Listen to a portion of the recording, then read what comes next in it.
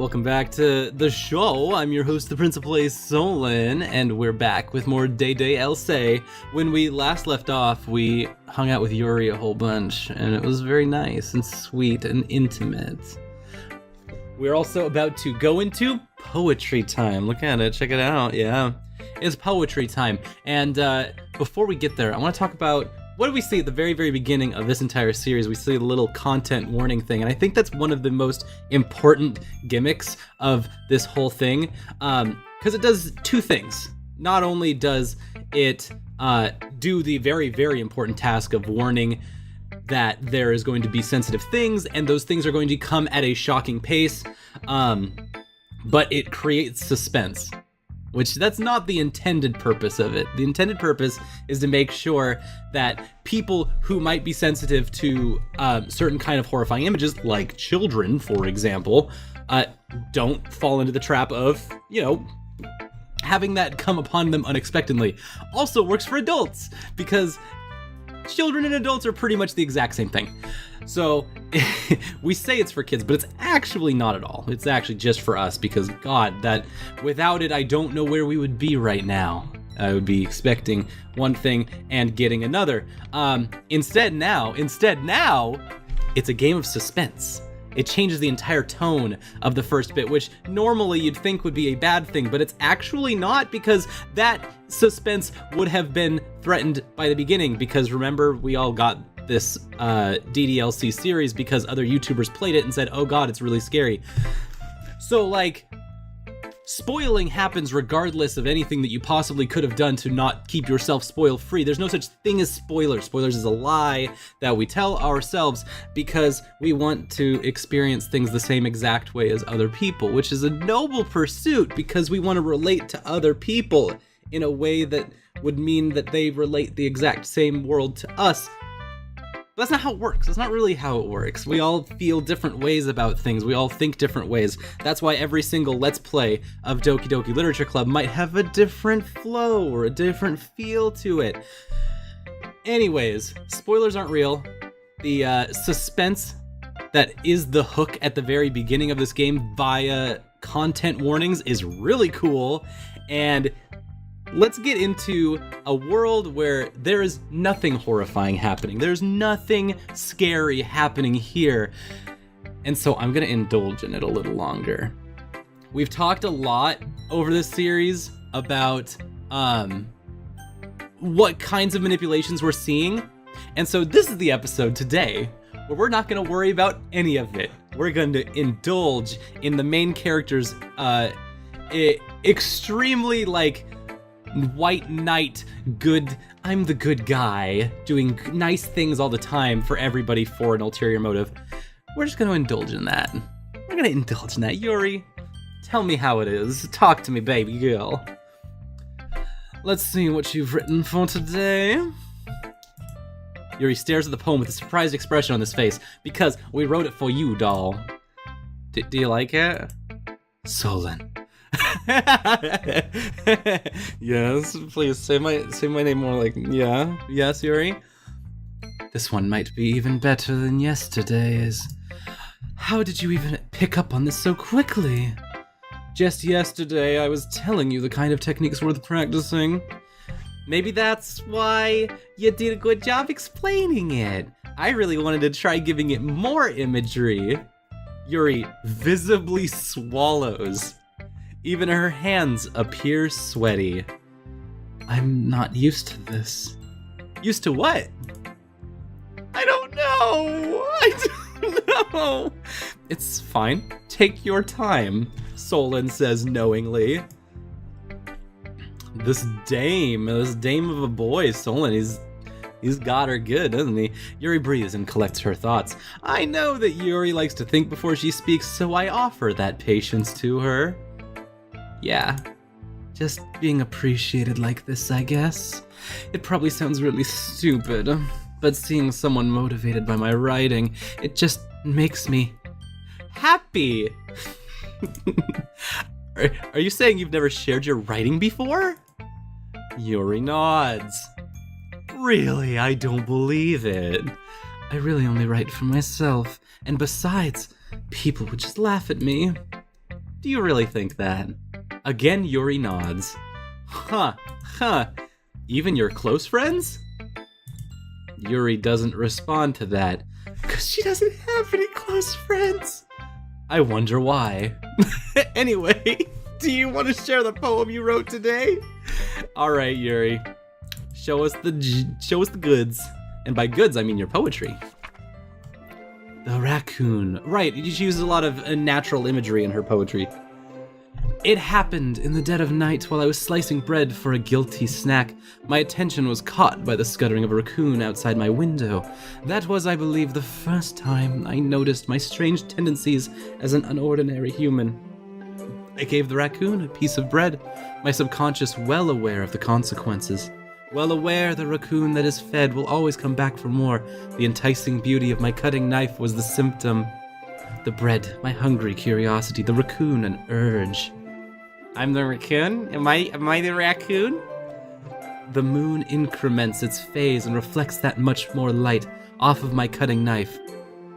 The same light that glistens in the eyes of my raccoon friend. I slice the bread, fresh and soft.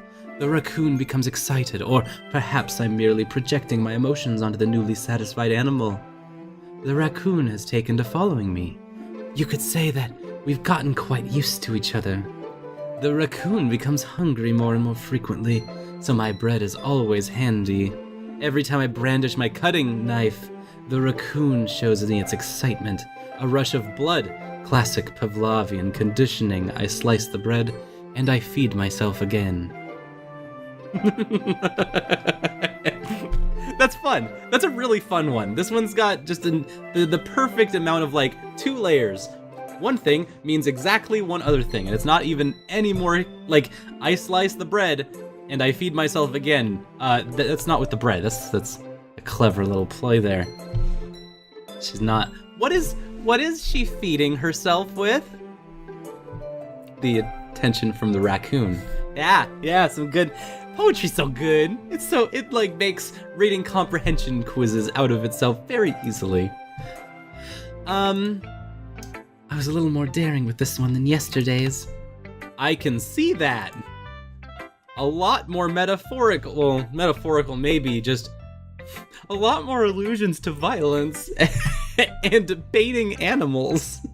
I don't know if it's my fault, but I can't begin to imagine what this poem is about. I love Solon. I love Solon, the main character of this game. He's delightful. That's right. It's a bit closer to my preferred writing style, using the poem as a canvas to express vivid imagery and conveying emotions through them. Yeah, if I take that at face value, I can't even figure out what it's supposed to mean. Well, I think it's something that different people can relate to in their own way. Also, if you take it for face value, Solon, the main character, it's just a story about a lady feeding a raccoon. Like, it's even at face value, it's a pretty, like, solid poem. Lady wants to feed a pet raccoon. There's a good story in there. Wanted to express the way it feels for me to indulge in my more unusual hobbies. Except for those first 2 lines, what kind of the straight-on reading gets weird on the first 2 lines where she talks about her being unusual. Those sorts of things. So I sometimes enjoy writing about them. Why do you keep them to yourself?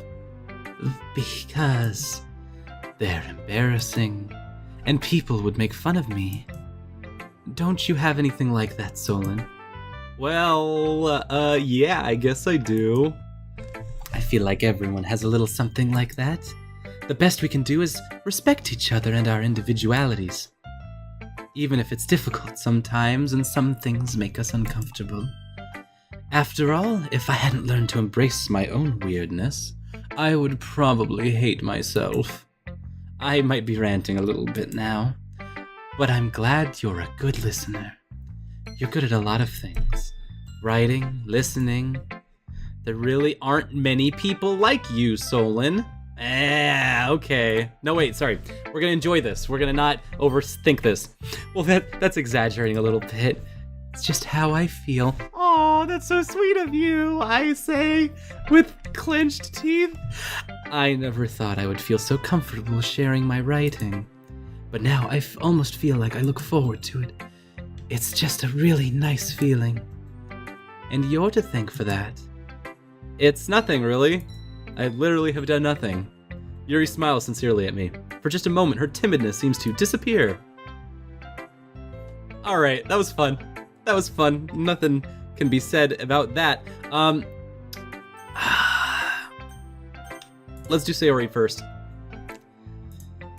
Ooh, I like this one, Solon. It has some nice feelings in it. I'm glad.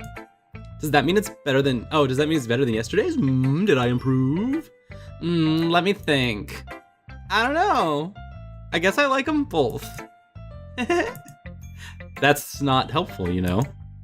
Well, I'm not very good at figuring out if poems are good or bad, but that's why I just go by my heart. If it makes me feel things, then it must be a good poem. I don't think that's how it works, but I guess conveying feelings is an important part of the whole thing. Yeah, maybe. Honestly, I don't even know what kind of writing you like in the first place. Yeah, me neither. Ugh. Why don't you at least try giving it some thought? You want to write something for me? That's so sweet. Yeah, right. But you're always thinking about other people, so you need to think about yourself once in a while. If you don't, you might end up getting hurt at some point. Huh? Well, I don't really know what you mean, but I'll try to keep it in mind. Whatever. Anyway, let's see. I guess I like happy poems? Wait, sometimes I like sad poems too, and sometimes a little bit of both. There's a word for that, right? What's the word I'm looking for? Bittersweet! Yeah, I like things that are happy and things that are sad. Happy and sad? I can't see you liking something sad, Sayori. Well, I like happy the most, but sometimes when you have a little rain cloud in your head, a sad poem helps give the rain cloud a little hug and make a nice happy rainbow. Yay! Sayori, that's unexpectedly poetic. Is it? I'm a poet and I didn't even know it! Maybe I'm getting better at expressing my feelings after all. Thanks, Solon. I should go write that down then. You can read my poem now, okay? Alright, what do we got, dog? There we go. I pop off my scalp like the lid of a cookie jar. Oh yeah, just like it's some kind of like Genesis music video. We're doing some Peter Gabriel stuff. It's the secret place where I keep all my dreams. Little balls of sunshine all rubbing together like a bundle of kittens. I reach inside with my thumb and forefinger and I pluck one out, all warm and tingly. There's no time to waste. I put it in a bottle to keep it safe, and I put the bottle on the shelf with all the other bottles. Happy thoughts, happy thoughts, happy thoughts, and bottles all in a row. My collection makes me a lot of friends. Each bottle is starlight to make amends. Sometimes my friend feels a certain way. Down comes a bottle to save the day. Night after night, more dreams. Friend after friend, more bottles. Deeper and deeper my fingers go, like exploring a dark cave, discovering the secrets hiding in the nooks and crannies. Digging and digging, scraping and scraping. I blow dust off the bottle caps. Doesn't feel like time's elapsed. My empty shelf could use more. My friends look through my locked front door. Finally all done, I open up and in come my friends. In they come into my, mind palace she's talking about at this point. In such a hurry. I want my bottles that much and I frantically pull them all off the shelf one after the other. Holding them out to each and every friend, each and every bottle, but every time I let one go, it shatters against the tile between my feet. Happy thoughts, happy thoughts, happy thoughts, happy thoughts, and shards all over the floor.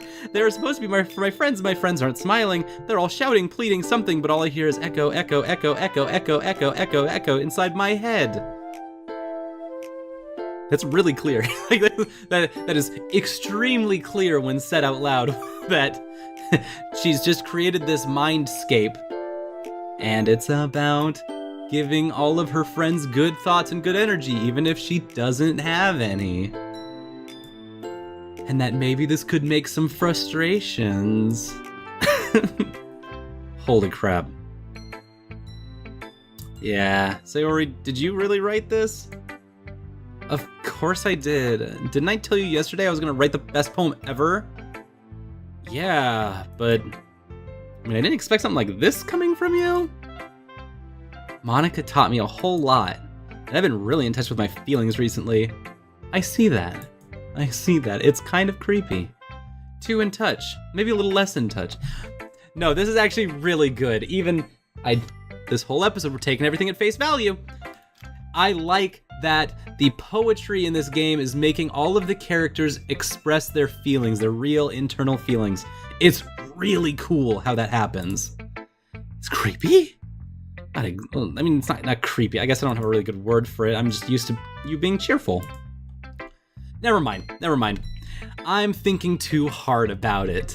The point is it came out good, so you should be proud of it. Aw, thanks. I feel like I was meant to express myself this way. And it even helps me understand my own feelings a little bit better. And writing is like magic. You've gotten pretty passionate about writing, huh? I hope you keep it up. Yeah. Writing's the best. I'm gonna keep writing until I die. Don't get ahead of yourself. Siri's always had a habit of getting obsessed with something before dropping it no more than a week later. I wonder if this is one of those times. Seeing the passion in her eyes makes it hard for me to be pessimistic. More poems. All right, Monica, show me the goods. And by goods, I once again mean your poetry. Hi again, Solon. How's the writing going? All right, I guess. I'll take that. As long as it's not going bad. I'm happy you're applying yourself. Maybe soon you'll come up with a masterpiece. I wouldn't count on that. You never know. Want to share what you wrote for today? And you're gonna give me all my clues and tricks and treats and stuff? Sure, here you go. I give my poem to Monica. All right, this one's good. It feels like you're not only getting more comfortable with your style, but the imagery is better than the last one I read. Just wondering, but have you been finding inspiration in Yuri's writing style? I guess so. Can't deny that she's talented. Yeah, totally. I think her poems are the most romantic. That's the best way to describe it. She's like a totally different person when she picks up a pen. I noticed that too. Or when she's talking about literature, it's like a light turns on inside her. Uh-huh. Sadly, it's hard to get much personal conversation out of her. Trust me, I've tried.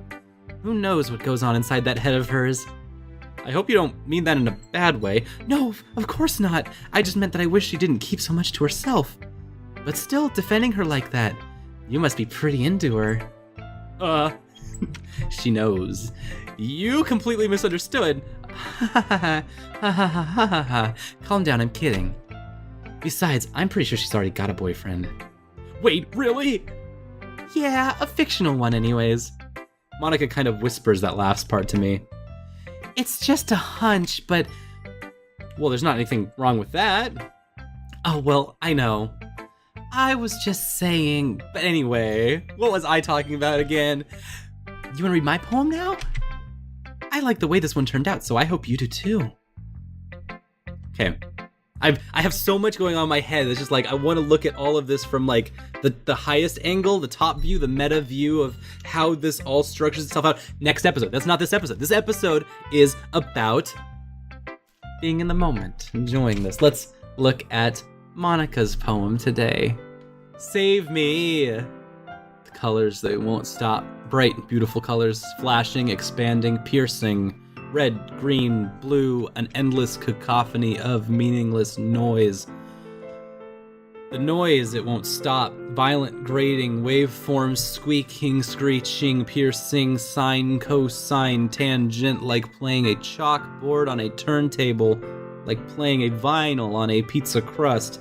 An endless poem of meaningless.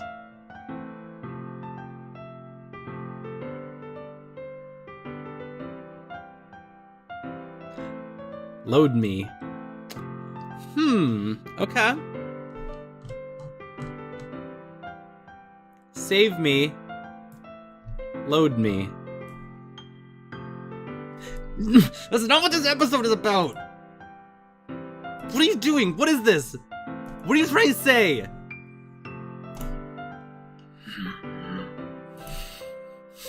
Face value, face.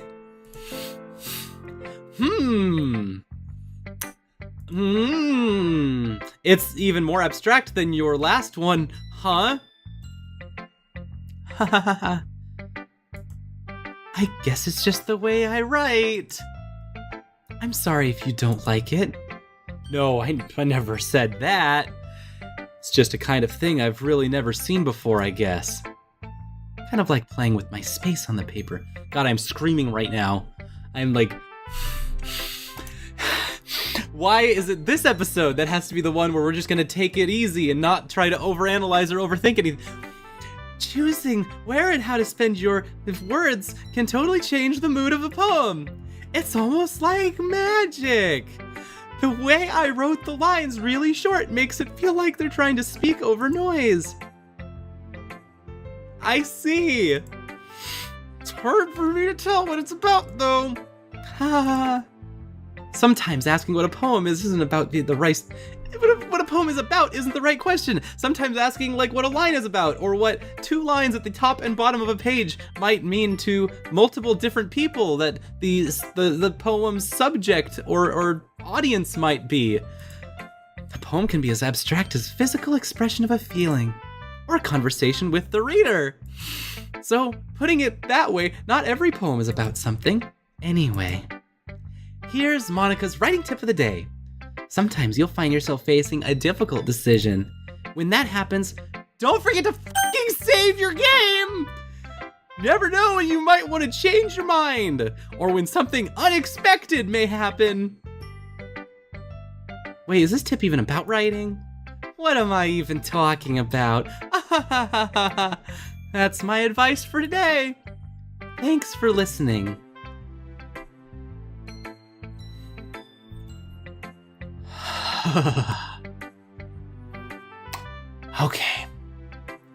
Okay. Let's go to Natsuki next, shall we? Thank you. I liked your last one better. Oh, really? I'm really glad I'm ending with you. I feel a lot, like, safer, because I know that... I like that Yuri and Natsuki have this, like, rivalry that kind of just is a clash of personalities more than anything else, so... If it's very one thing, it's very not the other. And there's some wiggle room in there, because I don't think they're supposed to be like... They're foils, but they're not perfect opposites, right? It's good. Because there are definitely some things that, like, Sayuki is super into that both of them are not into at all. So, well, yeah. I can tell you were a little more daring with this one, but you're not good enough for that yet. Fell flat. That may be true, but I just wanted to try something different. I'm still figuring this all out. I mean, I always like poems that aren't trying too hard. I hate when people try to sound fancy or add more meaning by using annoying and complicated language. Make it simple, cute, and to the point. Yuri's head over heels for this cryptic nonsense. I see right through your BS, though. Ha! Making your reader look so hard for all this deep meaning is just an excuse to have no meaning at all. I guess that's one way to look at it. Everyone has their own opinion. My opinion's the best opinion, so I'm sure you figured that out already. Anyway, here's my poem. Maybe you learned something.